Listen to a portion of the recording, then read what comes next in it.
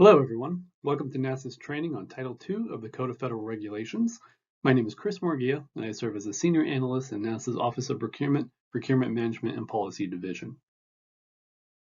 The training consists of 4 modules, each focusing on various aspects of Title II of the Code of Federal Regulations, or 2 CFR. It is intended for entities applying for NASA grants and cooperative agreements, as well as those already in receipt of a NASA grant or cooperative agreement. It is important to note that at the time of this recording, which is late September 2023, the Office of Management and Budget, or OMB, is in the process of revising federal grant regulations discussed in this training. Therefore, some of the information in this training may become out of date once OMB releases their revised regulations, and grant and cooperative agreement applicants and recipients should always ensure that they are adhering to the most recent regulations. The training is divided into 4 modules and a summary section. The modules are 1. The Code of Federal Regulations, or CFR. 2. Subtitle A of the CFR, which is titled OMB Guidance for Grants and Agreements. 3. Part 200 of Subtitle A, Uniform Administrative Requirements, Cost Principles, and Audit Requirements. And 4. Subtitle B, Federal Agency Requirements for Grants and Cooperative Agreements. This training then concludes with a summary of lessons learned. Module 1 focuses on the overall structure and content of the Code of Federal Regulations. At the completion of this first module, you should have a better understanding of the Code of Federal Regulations and its structure, the 2 grant-related subtitles within 2 CFR, and why the regulations matter to you and your entity. The Code of Federal Regulations, or CFR, is a codification of the general and permanent rules published in the Federal Register by the departments and agencies of the federal government. It is divided into 50 titles that represent broad areas subject to federal regulation. For example, Title 11 of the CFR pertains to federal elections. Title 50 deals with wildlife and fisheries. Title 2, which is the subject of this training, pertains to grants and cooperative agreements. Each title is divided into subtitles, which are further divided into parts that cover specific regulatory areas. We'll discuss relevant subtitles and parts in this module. The CFR is publicly available at ecfr.federalregister.gov.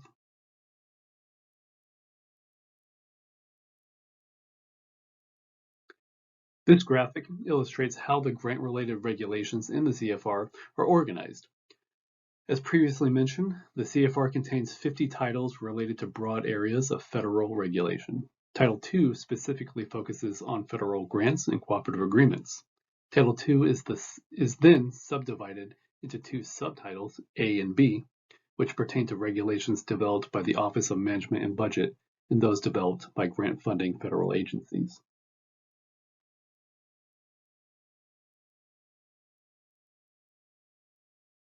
This training focuses on the parts of 2 CFR subtitle A that are most pertinent to NASA. Those parts are 2 CFR 25, which is titled Universal Identifier and System for Award Management, 2 CFR 170, which is titled Reporting Subaward and Executive Compensation Information, and 2 CFR 200, which is titled Uniform Administrative Requirements, Cost Principles, and Audit Requirements for Federal Awards. Subtitle B contains regulations that have been developed by 32 different grant-making federal agencies and departments. This course will focus on one part in Subtitle B that NASA developed, namely 2 CFR Part 1800, which is titled Uniform Administrative Requirements, Cost Principles, and Audit Requirements for Federal Awards. We'll discuss each one of those parts more in depth on the forthcoming slides.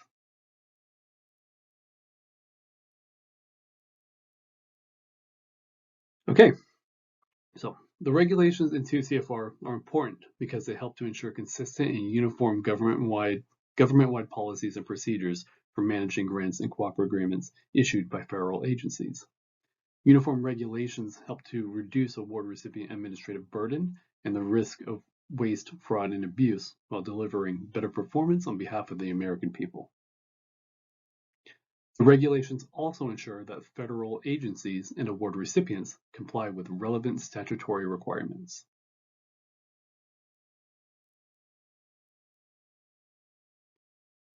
Module 2. So Module 2 focuses on select parts of 2 CFR Subtitle A. At the completion of this module, you will have a better understanding of certain parts listed in Title II, Subtitle A, and how they impact NASA grants and cooperative agreements. Please note that this course does not cover all applicable parts of Subtitle A. If you wish to view all that are applicable, visit ecfr.federalregister.gov. As mentioned in Module 1, Subtitle A is developed and maintained by OMB, and its regulations are applicable to all federal grant-making agencies, including NASA. The regulations in Subtitle A became effective on December 26, 2014, and the OMB implemented updates and revisions to the regulation for the first time in November 2020.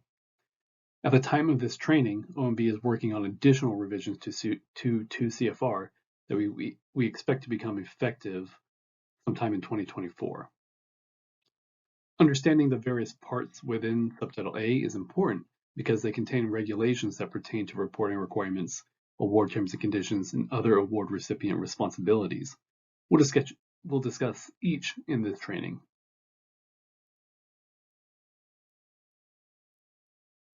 To CFR Part 25, which is titled Universal Identifier and System for Award Management, establishes the requirement that all federal award recipient entities obtain a Unique Entity Identifier, or UEI, and register within the System for Award Management, or SAM.gov.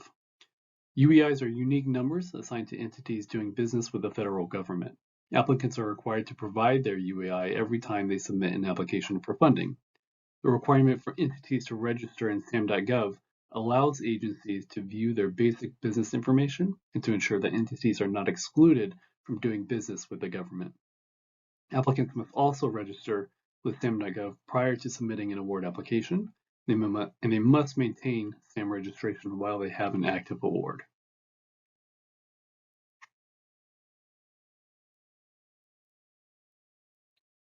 To CFR Part 170, which is titled Reporting Subaward and Executive Compensation Information, establishes requirements for federal agencies to report their awards to a public-facing repository and for award recipients to report their subawards and executives' compensation. Per this part, NASA must report all awards that equal or exceed the micro-purchase threshold, which is currently $10,000, to usaspending.gov. This facilitates transparency and allows the public to view award-related data.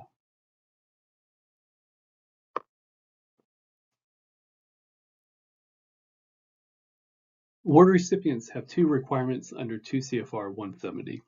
First, recipients that issue subawards equal to or exceeding $30,000 must report those subawards to the Federal Funding Accountability and Transparency Act Subaward Reporting System, or FSRS, at fsrs.gov. Information reported to the site is ultimately made available on usaspending.gov.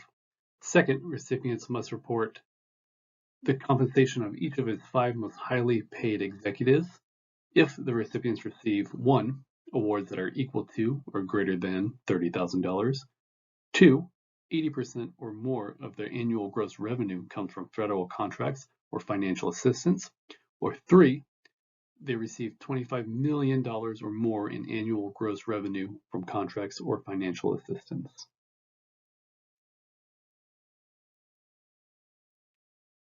Module 3. So Module 3 addresses Title 2 of the Code of Federal Regulations, Part 200, or 2 CFR 200, which contains the most requirements for federal agencies and award recipients. At the completion of this module, you should have a better understanding of the most significant regulations in 2 CFR 200 and how the regulations impact NASA's grant and cooperative agreement recipients. 2 CFR 200, titled Uniform Administrative Requirements, Cost Principles, and Audit Requirements for Federal Awards, is the primary regulation governing federal grants and cooperative agreements. Its purpose is to streamline guidance, reduce administrative burden on award recipients, and guard against fraud, waste, and abuse of federal funds. Prior to its release, OMB organized grant regulations into several circulars, each focusing on a different topic. 2 CFR 200 supersedes those circulars and combines them into one cohesive document. NASA and its award recipients are required to adhere to the regulations in 2 CFR 200. These regulations help to ensure that NASA's awards are achieving their goals and objectives, and that NASA and its recipients are accountable to the American taxpayer.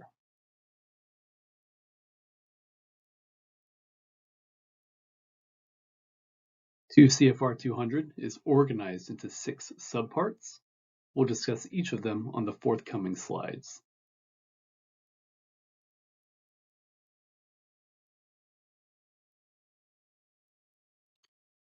As its title states, Subpart A spells out acronyms and defines key terms that are used throughout the regulation. For example, it defines commonly used terms such as grant agreement and recipient, as well as key financial terms such as acquisition cost and indirect costs. These definitions provide federal agencies and award recipients with a shared understanding of terms and concepts and facilitate consistent interpretation of the regulation.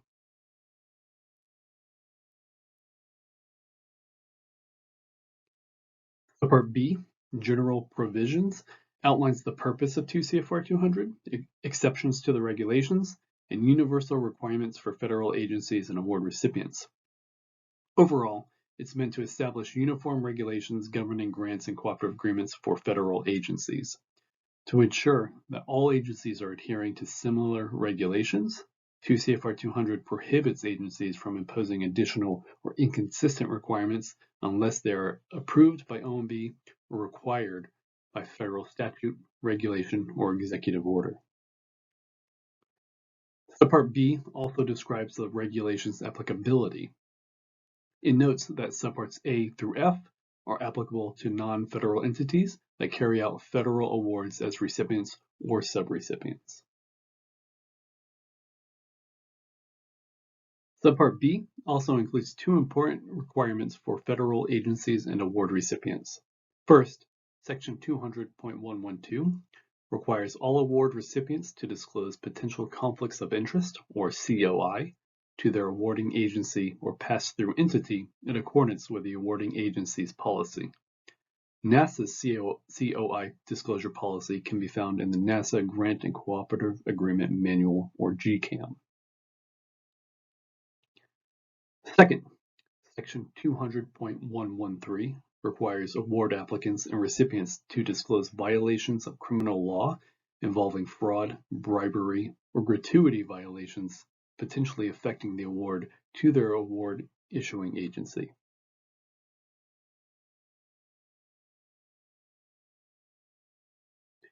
Subpart C provides instructions and requirements for activities that take place during the pre-award phase of the award lifecycle, which is when agencies plan their programs, solicit applications, and issue their awards. We'll take a closer look at several key sections of the subpart. In addition to the requirement in Subpart C to design effective programs, Section 200.203 requires agencies to notify the public of their programs in the Federal Assistance Listing System, which is maintained by the U.S. General Services Administration and located at sam.gov.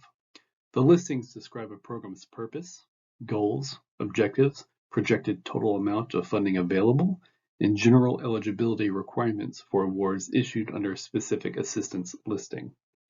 NASA currently has 8 active assistance listings in sam.gov as listed on the screen. Those 8 assistance listings are Science, Aeronautics, Exploration, Space Operations, Office of STEM Engagement, Safety, Security, and Mission Services, Space Technology, and congressionally directed programs.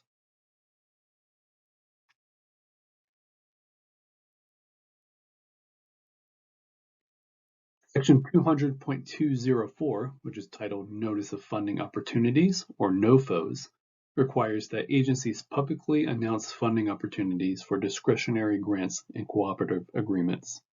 All NOFOs, regardless of the program type, are required to include standard information such as the description of the federal program, who is eligible for the funding, and the criteria agencies will use to evaluate proposals. All NASA NOFOs are published in grants.gov and INSPIRE's for at least 60 days. And INSPIRES is the NASA Solicitation and Proposal Integrated Review and Evaluation System.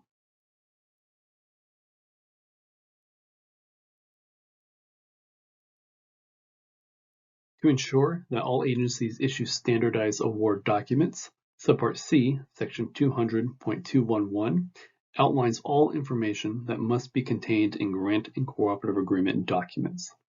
The required information includes a description of award performance goals, general award information, and terms and conditions. The full text of NASA's award terms and conditions can be found in the GCAM Appendix D, which is titled Award Terms and Conditions, and Appendix E, which contains additional terms and conditions that apply to certain grants and cooperative agreements.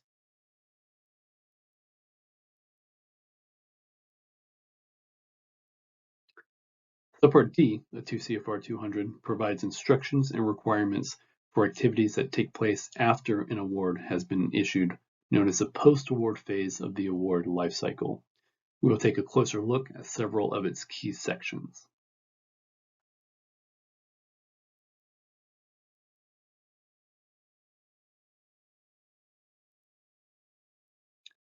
To ensure that award recipients have the processes and procedures in place to adequately manage federal funds, Section 200.302 requires recipients to establish a financial management system and written procedures for certain financial activities. The recipient's financial system must provide for the effective control over and accountability for all funds, property, and other assets. Recipients must maintain written procedures for federal payments that minimize the time elapsing between the transfer of funds from the federal agency to the recipient and the disbursement by the recipient.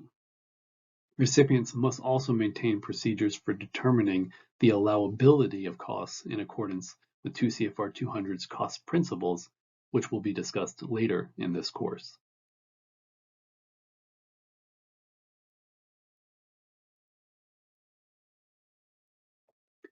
While an award is being implemented, recipients may find that they need to alter certain aspects of the award for a variety of reasons.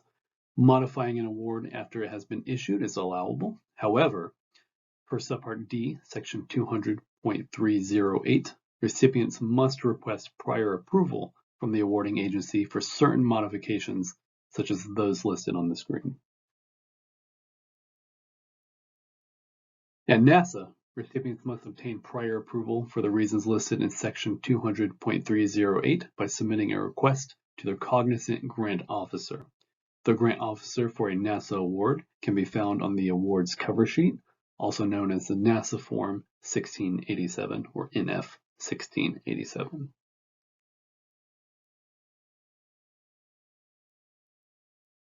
To ensure that recipients are achieving the goals and objectives of their awards and expending federal funds appropriately, recipients must adhere to the post-award reporting requirements in Subpart D of 2 CFR 200.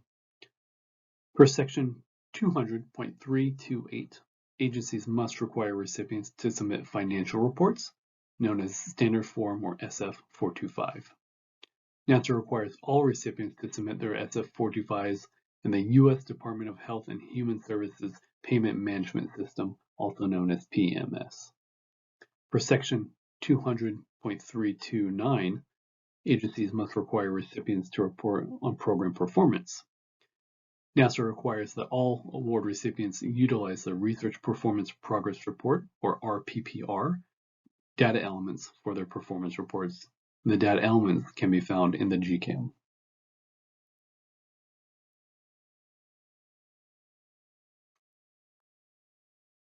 If an award recipient fails to comply with federal statutes, regulations, or the terms and conditions of an award, agencies may impose additional terms and conditions on the award recipient or take corrective actions. Per Section 200.339, agencies may take one or more of the actions shown in response to noncompliance. The remedies that NASA may take in the event of noncompliance include temporarily withholding cash payments, disallowing all or part of the cost of an activity or action, wholly or partly suspending or terminating an award, initiating the suspension or debarment proceedings, withholding federal awards for the project or program, or taking other remedies that may be legally available.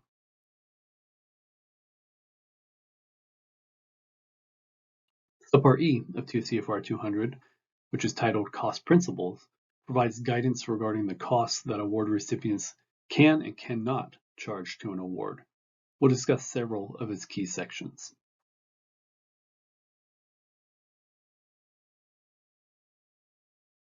Costs that may be charged to a federal award must be allowable, reasonable, and allocable. A cost is allowable if it is necessary and reasonable for the performance of the award and allocable to that award. The cost must also conform to any other applicable requirements in 2 CFR 200 or the award's terms and conditions. A cost is reasonable if, in its nature and amount, it does not exceed that which would be incurred by a prudent person under the circumstances prevailing at the time the decision was made to incur the cost. A cost is allocable to an award if the goods or services involved are incurred specifically for the award, benefit the federal award and the work of the recipient, and is necessary to the overall operation of the recipient.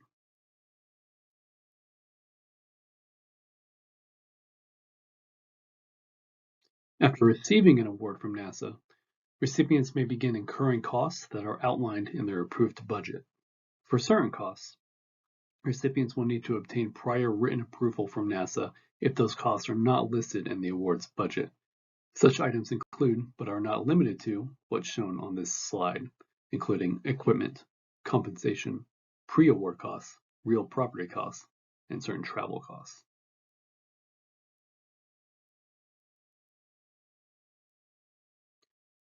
The costs incurred on a federal award can be classified as either direct costs or indirect costs. There is no universal rule for the classifications, and depending on the circumstance, a cost may be considered direct in one situation and indirect in another. Direct costs, according to 2 CFR Subpart E, Section 200.413, are those that can be specifically identified with a particular final cost objective, such as a federal award, or that can be directly assigned relatively easily to such activities with a high degree of accuracy. Typical direct costs include the compensation for employees who work on a specific award, their fringe benefits, and the cost of materials required to implement activities supported by the award.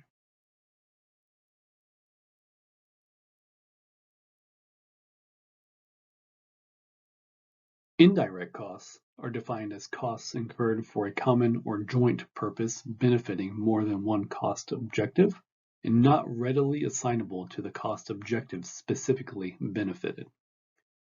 Per section 200.414, indirect costs can be categorized as either facilities or administration costs.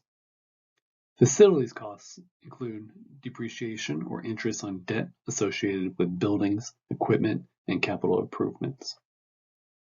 Administration costs include general expenses such as clerical and administrative assistance, general office equipment, rent, and utilities.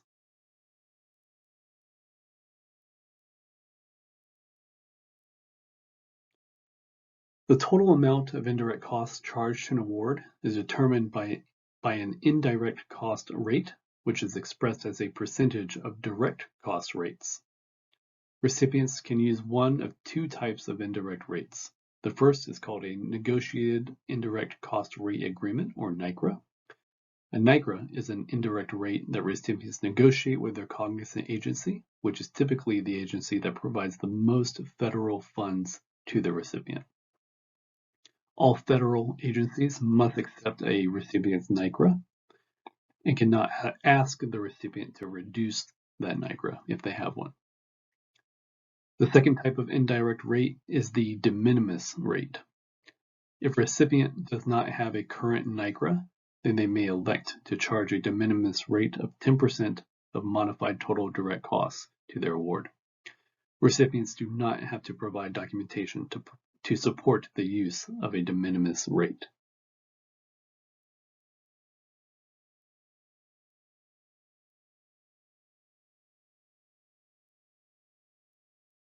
Subpart E of 2 CFR 200 provides general provisions for selected items of cost, which is essentially a list of more than 50 different allowable and unallowable costs.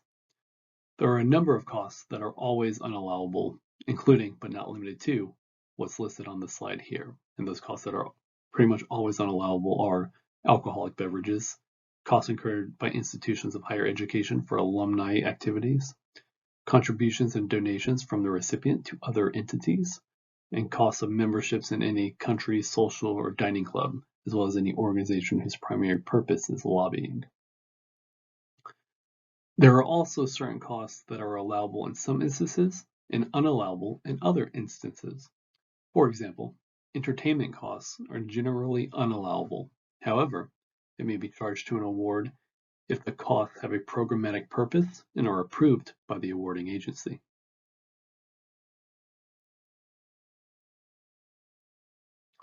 Subpart F of 2 CFR 200, which is titled Audit Requirements, describes audit requirements and related roles and responsibilities for agencies and award recipients. As with other subparts, we'll focus on several of its key sections.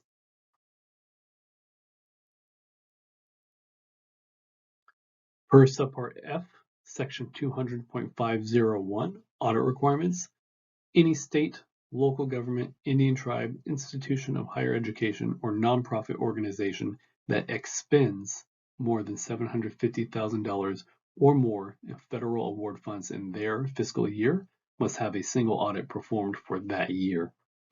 Recipients expending less than $750,000 are not required to obtain a single audit. However, they must make records available for review or audit by the federal awarding agency, pass-through entity, or the Government Accountability Office, or GAO. A single audit is an organization-wide review designed to determine whether financial statements are presented fairly and if the entity has the internal controls in place to ensure compliance with statutes, federal regulations, and award terms and conditions.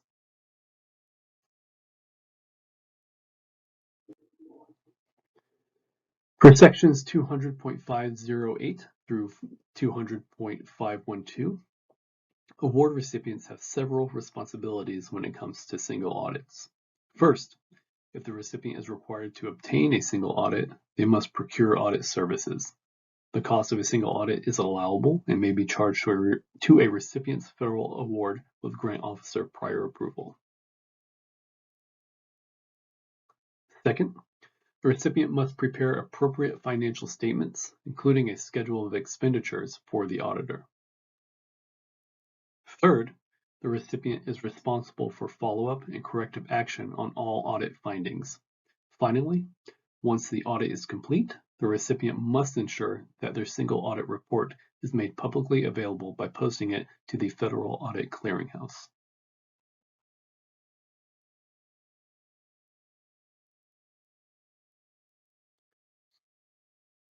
For 2 CFR 200.513, NASA has several responsibilities in the single audit process. NASA must ensure that audits are completed and that reports are received in a timely manner, provide technical advice and counsel to auditees and auditors as requested, and follow up on audit findings to ensure that the recipient takes appropriate and timely corrective action. NASA reviews recipient single audit reports, determines if the reports contain findings, and works to ensure that the recipient is taking appropriate corrective action.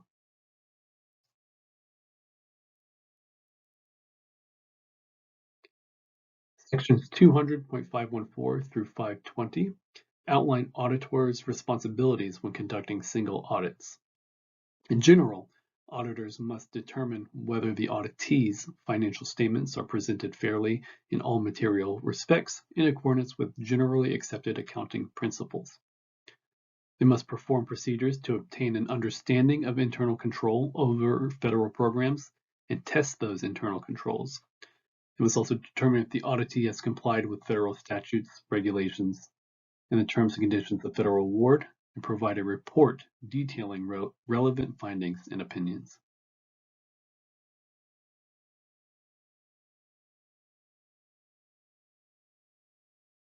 So now we'll move on to Module 4. In Module 4, we'll discuss Subtitle B of Title II of the Code of Federal Regulations, which contains NASA's regulations for grants and cooperative agreements. At the completion of Module 4, you should have a better understanding of NASA's specific regulations found in 2 CFR and how these regulations impact NASA's grants and cooperative agreement recipients. The regulations in Title II, Subtitle B, are developed and maintained by various federal awarding agencies. NASA's award-specific regulations can be found in Title II, Subtitle B, Parts 1800 through 1899. This section will discuss NASA regulations that appear in Subtitle B, Part 1800.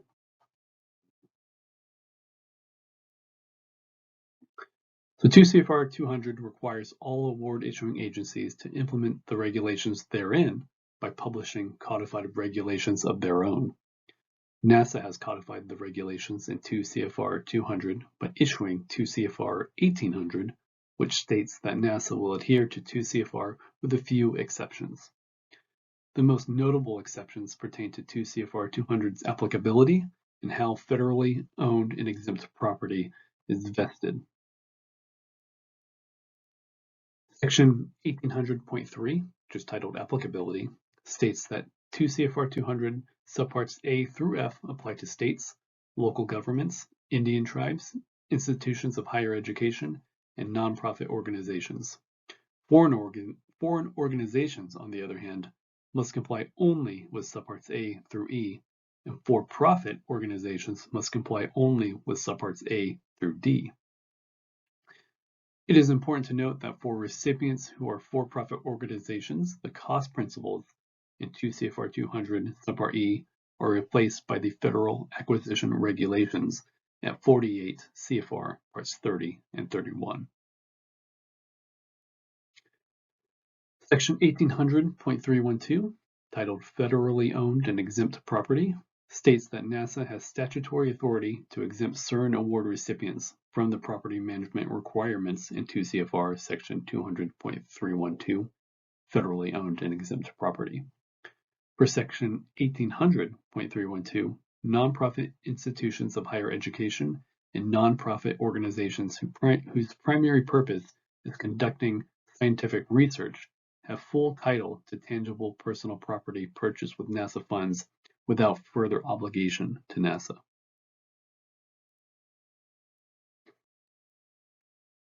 As mentioned elsewhere in this course, NASA has incorporated the requirements in Title II, subtitles A and B, into the GCAM, which is NASA's agency-wide grants policy document.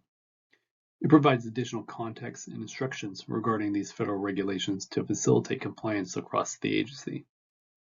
Entities that receive a NASA grant or cooperative agreement agree to comply with the regulations in Title II by signing NASA Form 1687, which explicitly states that 2 CFR 1800 and thereby 2 CFR 200 is applicable to the award. Moreover, all awards include terms and conditions in full text or by reference that inform the award recipient of the requirement to comply with the regulations in Title II. Finally, entities certify that they will comply with all applicable federal regulations when they register in SAM.gov, which is a requirement for any entity doing business with the federal government. So let's do a brief recap of what was covered in this course. In this course, you've been introduced to the Code of Federal Regulations and its structure, the 2 grant-related subtitles within it, and why the regulations are important to you and your entity. You also learned about 2 relevant parts of Subtitle A and how the parts impact grants and cooperative agreements at NASA.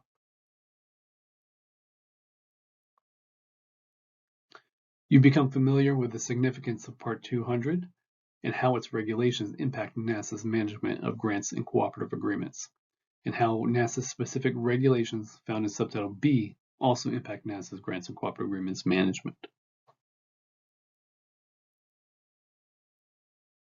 Thank you very much for joining our training today on an introduction to 2 CFR.